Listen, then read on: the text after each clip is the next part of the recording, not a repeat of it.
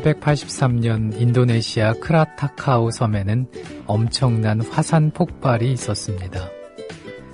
많은 생명체가 사라지고 화산재가 뒤덮여서 생명이 살 수 없는 섬이 됐죠. 하지만 3년이 지나자 키 작은 풀들이 돋아나기 시작했고 15년이 지나면서 숲이 생겨나고 40여 년이 지난 뒤에는 다시 아름답고 무성한 밀림이 생겨났다고 합니다. 아무것도 남은 게 없다 이렇게 여겨지는 순간들이 종종 있습니다. 하지만 그 순간에도 우리에게는 또 다른 내일이 있고 희망이 있죠.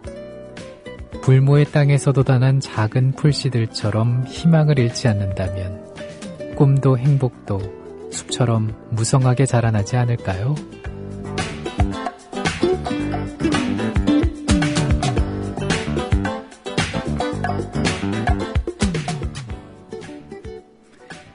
(12월 2일) 월요일에 일어나 출발합니다. 안녕하세요. 아나운서 정승조입니다.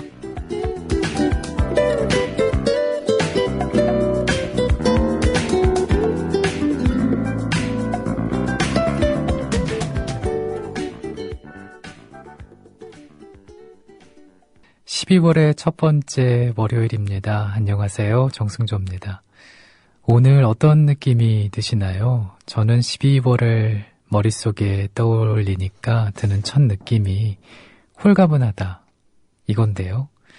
뭐라고 말로 표현은 잘 못하겠지만 그간 무거운 짐을 많이 지고 있었다라고 생각이 드나 봐요.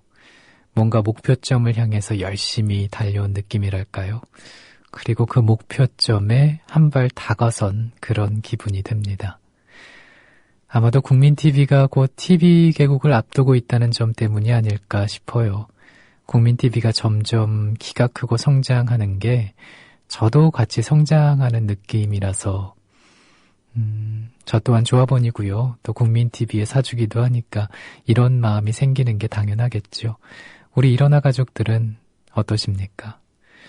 한 해를 잘 매듭 짓는다는 마음으로 이번 달도 차근차근 채워 나가시길 바랍니다. 국민TV 라디오 일어나 월요일 순서 듣고 계십니다. 사연과 신청곡은 팟빵 게시판 그리고 일어나 프로그램 게시판에 남겨주시면 됩니다. 우리 일어나 가족의 아침을 당신의 노래로 열어드리겠습니다. 12월이 되면 어김없이 거리에서 들리는 반가운 종소리가 있죠. 바로 빨간색의 구세군 자선 냄비의 종소리입니다. 올해로 85주년을 맞는다고 하는데요. 1928년 12월에 서울 명동에서 첫 종을 울렸죠. 역사 속 오늘의 얘기입니다. 만나보시죠.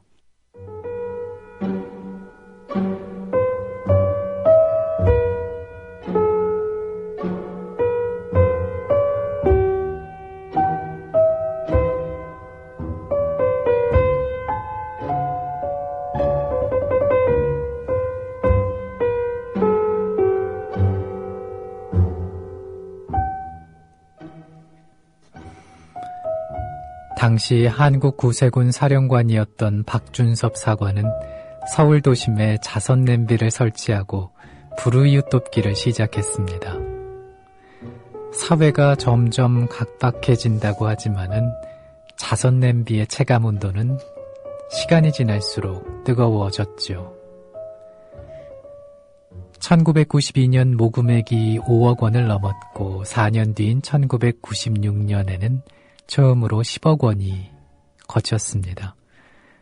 2001년에는 22억 원이 모여 20억 원을 돌파하기도 했죠. 거리에 이름 없는 천사들은 자선 냄비에 사랑과 감동을 남겨놓고 사라지곤 했습니다. 2005년 경기 고양 일산의 그랜드백화점 앞에 설치한 자선 냄비에는 흰 봉투에 든 1,000만원짜리 수표 3장이 발견되는 등 고액권 수표를 기부하는 사람도 부쩍 늘어났습니다. 자선 냄비의 활용 방식도 점차 다양화되고 현대화되고 있죠. 2004년부터 교통카드로 기부할 수 있는 디지털 자선 냄비가 서울 종로 3가역 등 34개 역에 설치가 됐고요. 기업과 대형마트에서 소규모로 운영할 수 있는 자선 냄비도 1000여 개가 등장하고 고속도로 요금소에도 설치가 됐습니다. 구세군 자선 냄비가 처음 등장한 것은 1891년에 미국 샌프란시스코에서였습니다. 그의 성탄절을 앞두고 샌프란시스코 앞바다에서 배 한 척이 침몰해서 1000여 명의 생존자가 거리에 나앉은 상태였죠. 당시 구세군 사관 조지프 맥피는 이들을 도울 방법을 구상하다 기발한 생각이 떠올랐다고 하는데요. 그는 오클랜드 부두로 나가 주방용 쇠솥을 거리에 걸었습니다. 시민들의 반응은 예상외로 뜨거웠고 얼마 지나지 않아 조난당한 사람들에게 따뜻한 식사를 제공할 돈이 모인 겁니다. 맥피 사관의 쇠솥은 이후 세계 100여 개 나라로 전파돼서 해마다 빨간 냄비의 기적을 만들고 있습니다. 올해도 12월 2일부터 구세군 자선 냄비의 모금이 시작됩니다.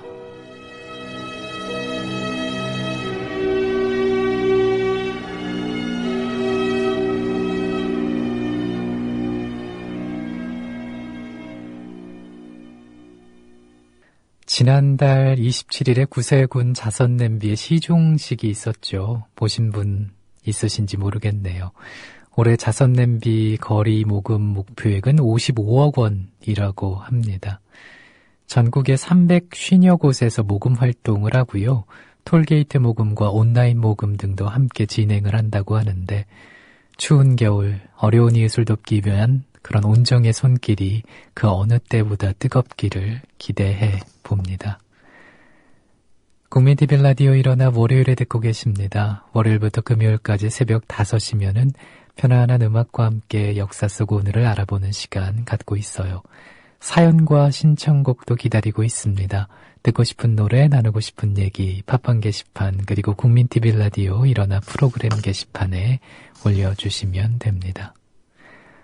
오달고전님께서 새벽 4시쯤 출첵합니다. 본방은 못 듣고 잡니다. 14년 격일 근무가 다음 달부터 1일 2교대 근무로 변경이 돼서 조금은 혼란스럽네요. 일어나 가족 여러분 오늘도 행복하게 즐겁게 보내세요 하셨는데 근무가 1일 2교대로 변경된 거면 이전보다 상황이 나아진 건가요? 아니면 그 반대인가요? 어떤 일이냐에 따라 또 달라질 수도 있을 것 같은데 근데 14년간 습관이 된 근무 환경이 바뀌니까 또 근무 패턴을 바꾸셔야 하니까 말씀처럼 혼란스러우실 것 같습니다.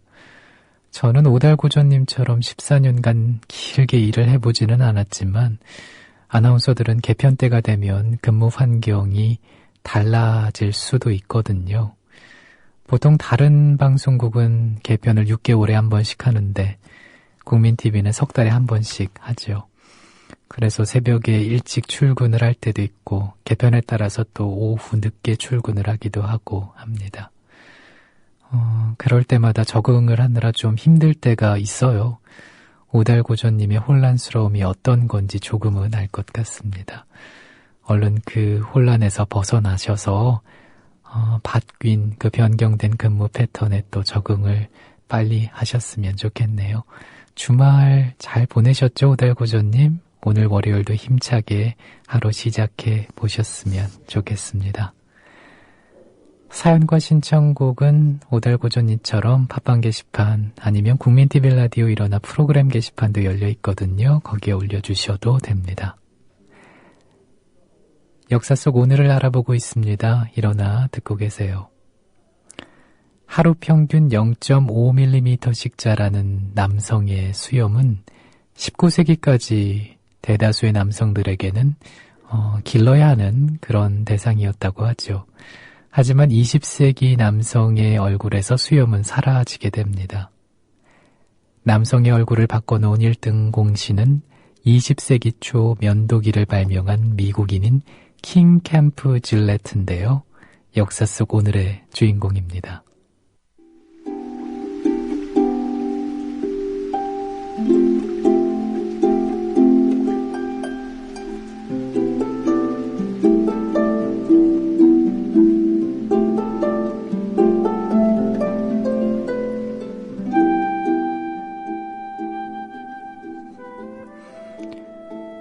1895년 무뎌진 면도칼로 수염을 깎던 질레트는 중얼거렸습니다.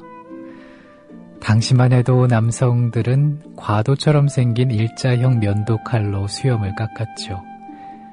날을 세우기 위해 자주 갈아줘야 할 뿐만 아니라 자칫 잘못하면 목에 치명적인 상처도 입을 수 있었습니다. 평소 발명에 관심이 많던 질레트는 면도날을 갈아 끼울 수 있는 면도기 개발에 몰두하기로 합니다. 6년간의 매달린 끝에 1901년 12월 2일 역사 속 오늘 양날형 면전 면도기를 개발하게 됩니다. 면도기 본체를 상하단으로 분리시켜 그 사이에 면도날을 끼워 넣는 방식이었는데요.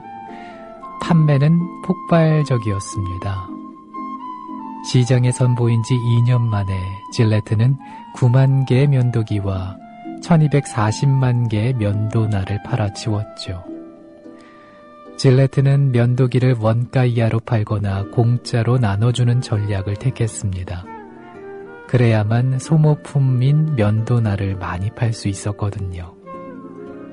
질레트 면도기를 세계적인 파워 브랜드 반열에 올라서게 한 면도기 면도날 결합 비즈니스 모델은 이후 소비재 업계의 대표적인 판매 방식으로 자리 잡기도 했습니다. 질레트 면도기는 20세기에 등장한 분리조립적 사고의 결정체였습니다. 언제든 새로 갈아 끼울 수 있는 부품 회사의 등장이기도 했고요. 질레트 면도기는 비슷한 시기에 포드사가 내놓은 T형 자동차와 함께 부품 조립 대량 생산 시대를 열었습니다.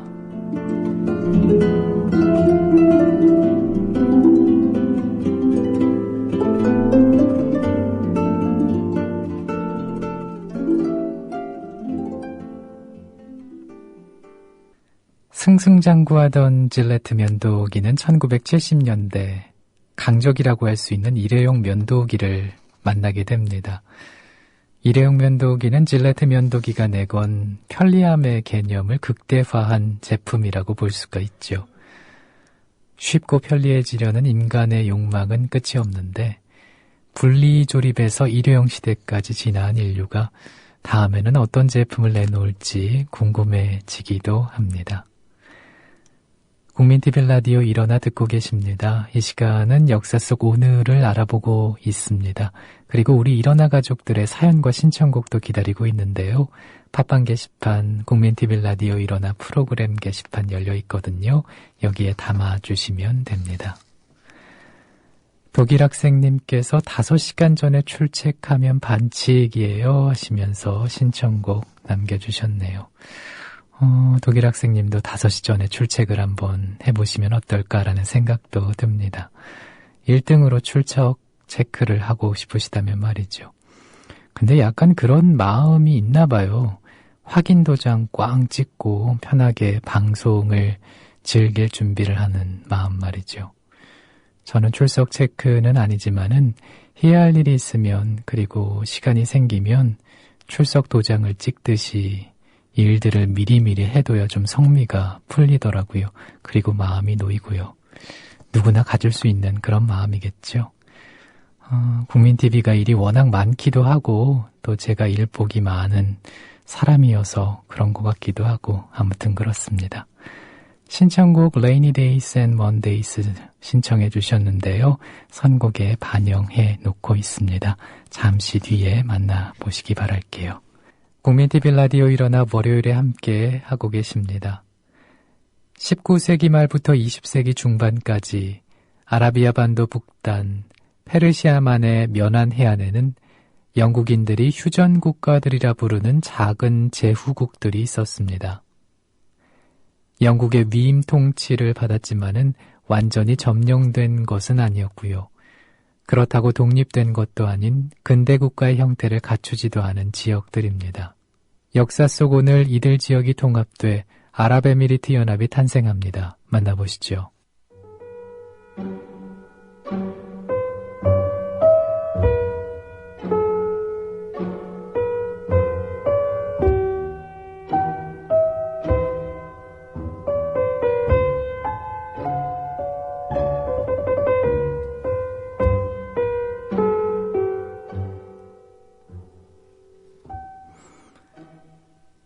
이들 지역 통칭에 휴전이라는 말이 들어가게 된 건 1853년으로 거슬러 올라갑니다. 이 부족 국가들은 영국과 영구해상휴전협정 PMT를 맺어 위임 통치를 받게 되죠. 1892년에는 영국의 보호령이 됐습니다. PMT 이후로 부족 국가들은 휴전국 회의라는 걸 만들어 내부 협력을 유지합니다. 처음에는 11개 부족 국가들이 있었지만 나중에는 일부가 합쳐져 7개가 되죠. 에미르라는 지도자들이 다스리는 나라, 에미리트들입니다. 1951년 오만이 영국에 맞서 싸워 독립을 했는데요. 5, 60년대 아시아와 중동, 아프리카에서는 옛 유럽 식민제국들로부터 벗어나려는 신생국가들의 독립이 잇따랐습니다. 아라비아 반도도 예외가 아니었죠. 68년 영국은 에미리트들이 보호령에서 내보내주기로 결정을 합니다. 독립의 길이 열렸지만 건국까지는 조금 더 시간이 필요했습니다. 에미리트들은 처음에는 먼저 독립한 카타르, 바레인과 연방국가를 만들려고 했지만 복잡한 정치적인 문제 때문에 무산이 됐죠. 1971년 12월 2일 역사 속 오늘 아부다비, 아지만, 두바이, 알푸자이라, 샤르자, 알카이 와인이라는 6개 에미리트가 통합이 돼서 아랍에미리트 연합이 탄생했습니다. 이듬해 라스 알 카이마흐가 합쳐져 7개 에미리트 연합이 됐습니다.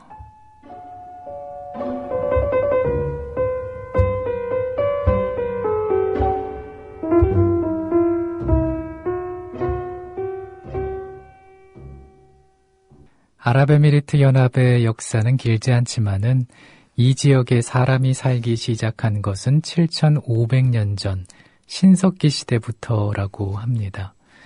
기원 후 1세기 무렵에는 이라크, 시리아에 있던 외부 문명과 교류했던 흔적이 나타나는데요.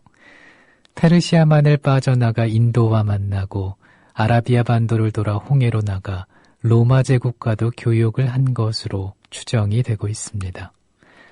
중국과의 무역을 보여주는 유물도 있다고 하는데요.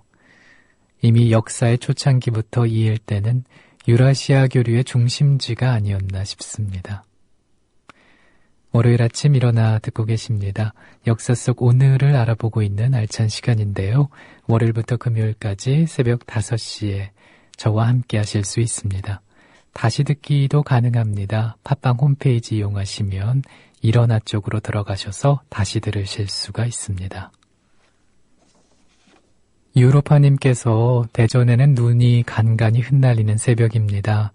정아나운서의 차분한 목소리 듣고 출근하는 이 시간이 정말 좋으다 하셨어요. 국민TV가 있는 곳에는 눈이 안 내려서, 그리고 제가 사는 동네도 눈이 안 내려서 이런 사연을 보면 다른 지역에는 눈이 정말 오긴 온 건가, 또 많이 왔나 보다, 이런 생각이 들기도 하지만은 한편으로는 잘 실감이 안 나기도 해요. 작년 이맘때 서울에, 이맘때는 아니었죠. 조금 더 늦게 서울에는 제가 있는 곳에도 눈이 지겹게 내려서 그만 좀 왔으면 좋겠다, 그런 생각을 했었는데 아마 시간이 지나면 눈 펑펑 내리겠죠. 눈은 그냥 몇 번 말씀드렸지만 그냥 볼 때가 제일 좋은 것 같아요. 아무튼 유로파님 애청 감사하고요. 월요일도 활기차게 시작하시기 바랍니다. 국민TV 라디오 일어나 함께 하고 계십니다. 요즘 애완동물 키우는 집들이 적지 않죠. 저도 시추 키운다고 한번 말씀을 드린 적이 있었는데 가족들이 집에 들어올 때면 어김없이 반겨주는 게 참 고맙고 따뜻하게 느껴집니다.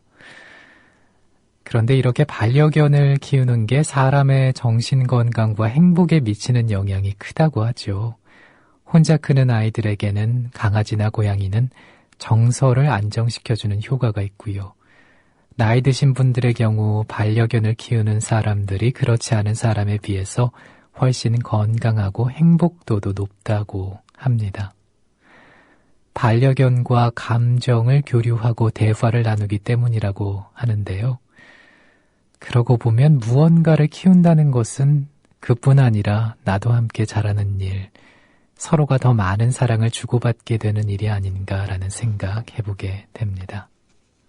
국민TV 라디오 일어나 월요일에 함께 하고 계십니다. 바우바우님께서 지난 금요일에 전주도 오시는군요. 항상 잠결에 듣다가 오늘 처음으로 인사 남깁니다. 부드럽고 듣기 편하고 아늑하네요. 항상 고생하시는 모습의 조합원으로서 청취자로서 감사드려요 하셨습니다. 일단 고맙습니다. 매번 가만히 들으시다가 이렇게 글도 남겨주시고 말이죠. 바우바우님은 밤새 일을 하시다가 아침에 퇴근하시나요? 아니면은 아침에 일찍 출근 준비를 하시나요? 이 시간에 잠결에 듣다가 라고 말씀하셔서 갑자기 궁금해지네요. 그리고 전주에 사시는 거 맞죠? 전주에도 오시는군요 라고 적어주시는 거 보니까 다가오는 조합원 한마당에서 뵐 수 있을 것 같습니다. 그때 또 반가운 얼굴로 만나기로 하지요. 감사합니다. 퓨어님께서 출첵요 늦게 일어났어 염 하고 또 문자를 보내주신 게 있네요. 뭔가 늦잠을 자다가 허겁지겁 일어나서 국민TV 라디오를 트신 게 아닐까 퓨어님 글 보면서 그런 생각을 해보게 됐어요. 참 신기한 게요. 아나운서들 목소리, 라디오에서 나오는 목소리 들으면서 그 사람이 어떤 성격일 것 같다 이렇게 파악을 하듯이 글을 보면서 저는 이런 퓨어님이 어떤 분일까 생각하게 되고요. 또 장면이 상상이 되네요. 참 인간적인 모습이 보기 좋습니다. 감사합니다. 오늘 하루도 활기차게 시작해 보시면 좋겠습니다. 월요일에 함께했던 일어나 이제 마칠 시간인데요. 내일 새벽 5시에 먼저 와서 기다립니다.